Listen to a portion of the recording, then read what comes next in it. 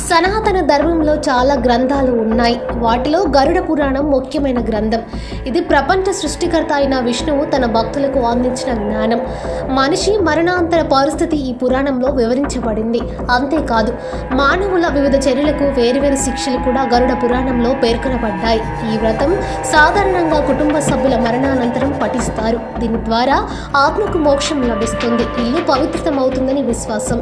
గరుడ పురాణం గురించి వివరణాత్మక సమాచారాన్ని ఈరోజు తెలుసుకుందాం. గరుడ పురాణాన్ని ఎప్పుడు ఎందుకు చదవాలి?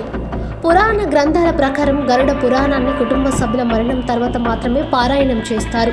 దీంతో మరణించిన వారి ఆత్మకు శాంతి చేకూరి మోక్షం లభిస్తుంది. మరణించిన వారి ఆత్మ 13 రోజుల పాటు ఇంట్లో ఉంటుందని నమ్ముతారు. అందుచేత గరుడ పురాణాన్ని చదవడం వల్ల ఆత్మకు మోక్షం లభిస్తుంది. గరుడ పురాణం చదవటానికి నియమాలు. గరుడ పురాణం ఒక రహస్య గ్రంథం. పఠించే ముందు అనేక విషయాలను గుర్తుంచుకోండి. దీనికి సంబంధించి అనేక అపోహాలు ఉన్నాయి. ఈ పుస్తకం ఇంట్లో సభ్యులు మరణ అనంతరం చదువుతారు కనుక ఈ గ్రంథాన్ని ఇంట్లో పెట్టుకోవడం సరికాదు. ఎవరైనా గరుడ పురాణాన్ని పఠించాలనుకుంటే నిర్మలమైన మనసుతో చదవాలి. అంతేకాకుండా శుభ్రమైన ప్రదేశంలో మాత్రమే గరుడ పురాణాన్ని పఠిస్తారు.